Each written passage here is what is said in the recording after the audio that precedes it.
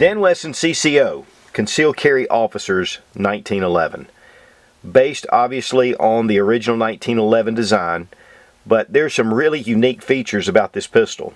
And one of those that's pretty noticeable is that it has a commander size slide with an officer size grip. And there are some reasons for that we're going to look at, but this really makes an excellent concealed carry option. One of the big things about the commander length and the government length slide system is that they are more reliable traditionally than the officer's model. The guns were designed around the 1911 5-inch barrel. The commander size like this is a 4 1/4 inch barrel. Compared to, your 3-inch barrel that's on your officers or around that area. And I've owned a number of officers years ago when Colt was making just the only game in town, really. And they were kind of finicky sometimes. And the recoil, because of the way the systems were, they just were kind of hard to handle compared to the commander and obviously compared to the government model.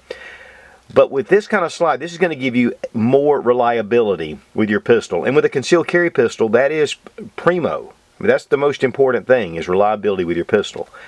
But it also gives you a shorter frame. And what that does is it helps you to conceal the pistol. The biggest part of a pistol that shows when you're concealing is not the slide, but it's actually the grip. And the grip is what usually prints. The grip usually sticks out some. So the shorter you get your grip, the easier it is to conceal and really just to wear comfortably. The 1911 is pretty thin already, so it makes itself very open to concealed carry. And it is a very popular concealed carry option. But we're going to go ahead and check to make sure the gun is unloaded. We're going to drop the magazine, look in the chamber, and it is empty. Now they start out with a steel slide, and then we have an aluminum alloy frame. So that really helps with the weight. In fact, it only weighs 27 ounces, which is really nice when you're carrying this all day long. One of the things that's really important is when you're carrying is if something's heavy or cumbersome, even if you just really like it, after a while, it just wears on you. And so having something that's very comfortable to carry is very important with concealed carry. Also, they've gone to the 7-round magazine instead of the 6-round with the officers. And, traditionally the 1911 only had 7 rounds. Of course, then they upped it to 8 rounds with a lot of the different magazine companies. But you're getting 2 stainless steel Dan Wesson 45 ACP magazines, 7 plus 1. So that gives you 8 rounds and 7 backed up. Of course, you can also use one of the regular magazines, even a 10-rounder if you want, as a backup magazine. So it's going to give you a lot of firepower considering this is 45 ACP. And of course, that's a traditional man stopper, been proven over and over again. The 1911 is world renowned as a combat handgun and also a self-defense gun. Now, one of the most notable features right away are the grips. And these are stippled shadow grips, is what they call it. It has some laser etched stippling right here with the Dan Wesson logo, and then of course the beautiful polished wood right here. Here you can see the detail is just excellent. And this does give you a good firm texturing, even with the logo, but it's not sharp. But it really feels good in the hand. I also really like this chain link stippling job they've done here. It's a really unique look to it. It really looks custom. Even on the aluminum mainspring housing, it has that same chain link design to it. The mainspring housing also has just been bobbed just a touch. Dan Wesson does make a model where they call it the Bobcat, which has actually this back end actually cut back to give you a little more concealability with your pistol. But this just the mainspring housing itself. Right here under the trigger guard, it's been undercut to give you just a better low bore axis feel to it. It lets your hand get really up on the pistol. We have an extended safety and an extended slide release. It has a medium length trigger, which this is aluminum, and you can adjust it right here with an adjustment screw. Nice serrations on the slide with just the CCO on the slide itself. Very clean slide, and that's both sides. That's one of the things that I personally don't like, and I know a lot of other guys don't like, is to have a lot of markings on the slide, a big billboard. Of course, you have your serial number, and then Dan Wesson Firearms, Norwich, New York, which these are made in the USA. The undercut of the slide right here, which is typically sharp with most of your production guns, this has been rounded off, and a lot of the edges have been just slightly rounded off just to give you a little bit more comfort with the pistol. Nice commander style hammer and a really high ride beaver tail with memory notch. And this really allows you to get a really high grip on the pistol, and this will help with controllability and with accuracy because you're able to really get a low bore axis. They do have a stainless steel match barrel. Of course, this is only in 45 ACP. One of the things about this barrel and the pistol in general is it's very well fitted. In fact, these are hand fitted, so everything has tight tolerances, and you're going to see that when we break this down. Stainless steel barrel bushing, stainless steel guide rod spring plug. Trijicon night sights in the Novak style, and you have two tritium inserts here with the white dots, and a tritium insert at the front with a white outline, and this really shows up well during the day.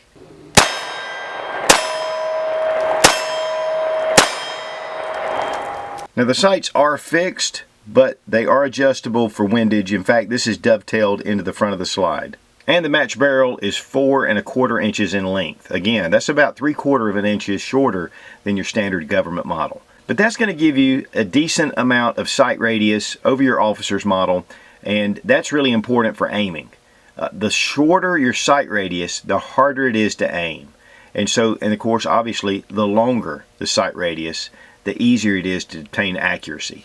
But one of the things about this pistol, and it has a lot to do with this fitted barrel bushing with the match barrel and the way this gun is just assembled together. The accuracy is phenomenal.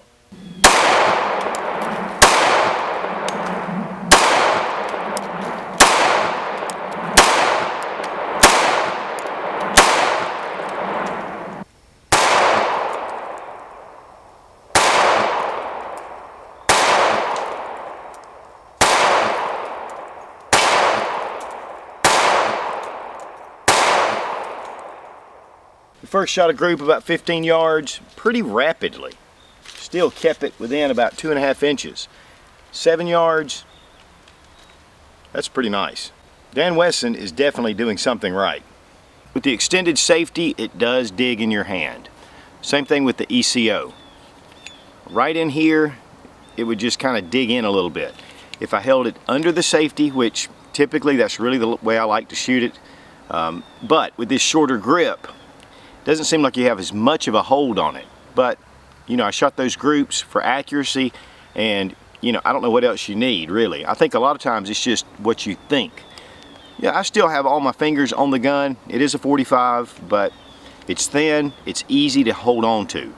That's one of the things about the 1911 that's always been a big plus for me, is that it is thin, and it's just very ergonomic for my hand type. Of course, the beaver tail, you know, that really lets you get your hand really high up to ride up close to the bore axis, which makes this really nice. And those sights are just fantastic.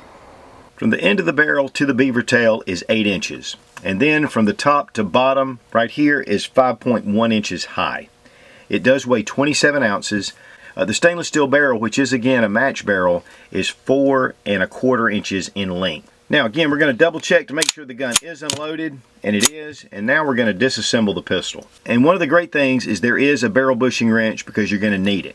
Now we're going to take our barrel bushing wrench, and you push down on this plug and fit it into the wrench, and then turn it to the right. Turn it clockwise. Once you get it perpendicular, be careful to release it slowly because you've got this plug right here. Have a stainless steel recoil spring plug. Now we're going to go ahead and just pull the recoil spring out. Now if you'll notice, I'm going to have a really hard time, there it goes, having a really hard time turning this to the right position. And you bring it into this position, there's a notch and you can line it up. You're going to need to pull this out. And because of the way this is fit, it's pretty tight. The barrel bushing holds the barrel into place with your slide, and so it really helps keep that stable. It gives you shot consistency, and it's really just an exceptional way. A lot of times, and this is one of the expensive parts of hand fitting and doing all these kind of things, this is what separates a custom gun from a production gun. Next, we're going to bring the slide back, and we're going to hit this little notch right here. Sometimes the barrel lockup will bind it just a touch. Once you get it into place, just push your slide stop from the other side right here, and then you can just pull that right out. Now your slide assembly should just go forward. Watch your guide rod. It does have a pretty short guide rod, but that really has a lot to do with the weight. The longer the guide rod, of course, the more weight. Now we're going to take our barrel link, push it forward, and just pull the barrel right out. Now, one of the things you're going to notice right away is this ramp. The original 1911s didn't have this ramp. It was just a recess into the barrel right here, and it's one of the reasons why they wouldn't feed jacketed hollow points that well. With this ramp, it really gives you sure connection. It is a supported barrel, so that's going to help as well. But then again, it's just a beautiful left-hand twist 1911 45 barrel. Now, one great thing is this is a 70 series design instead of the 80 series.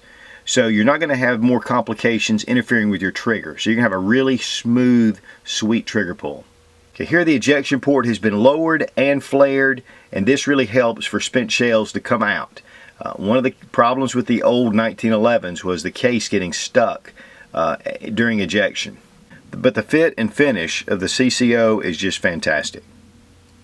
One thing that I did fail to mention is there is a bevel right here on the magazine well, and of course that's going to help while you're re-entering your magazines. For reassembly, take your barrel, bring your barrel link down because it'll catch on the slide at the hood right here as it comes in. Push it into place.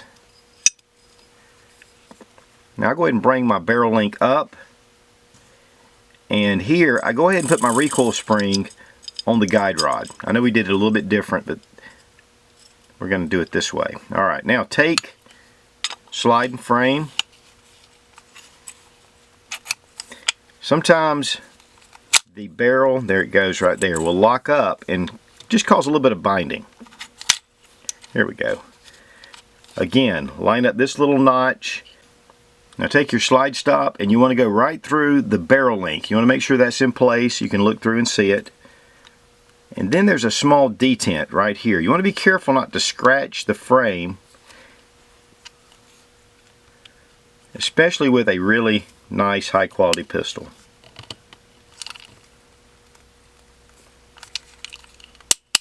There we go. Snaps it into place. I'm going to go ahead and pull out my recoil spring because of the tight fit of the barrel bushing. You can do it either way, but just in case you need to use your wrench. If you'll notice right here, there's a raised area on your barrel bushing. It needs to go right in this little area. So if you'll look, it'll almost be like it's pointed at 5 o'clock.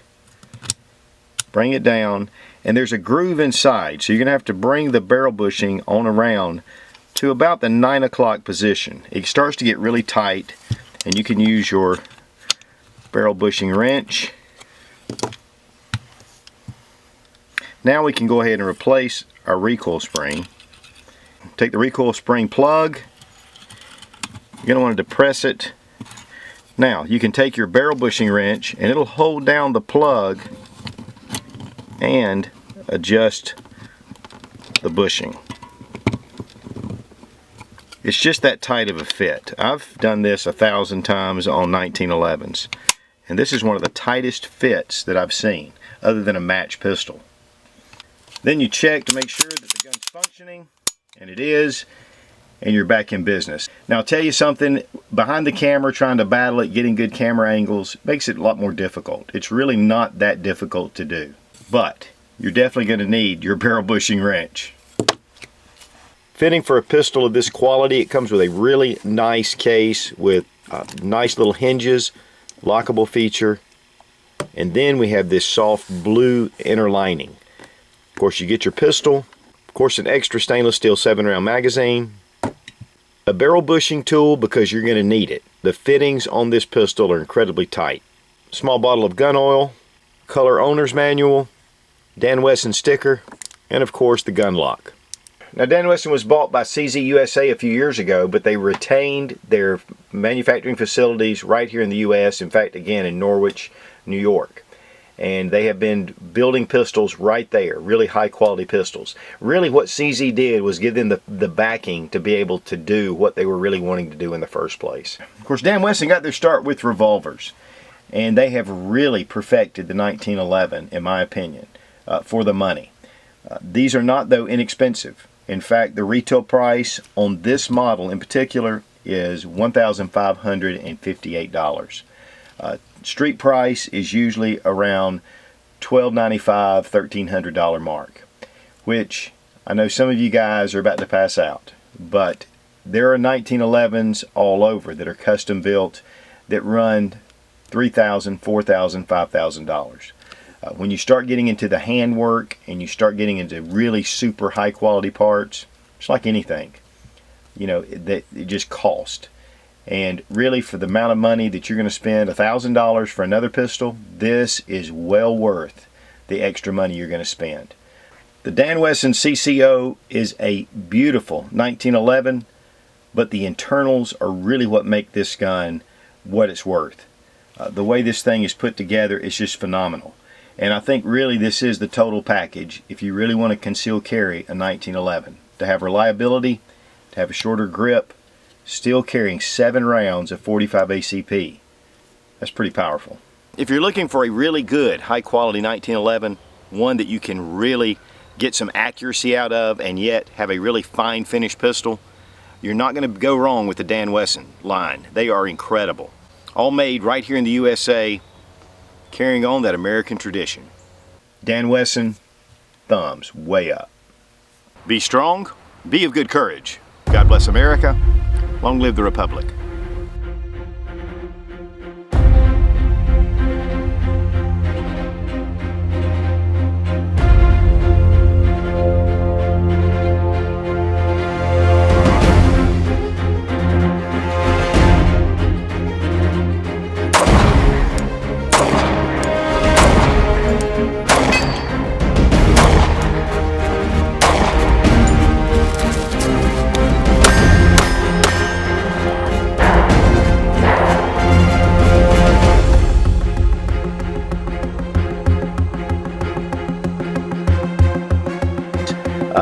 Internals than the 80 series.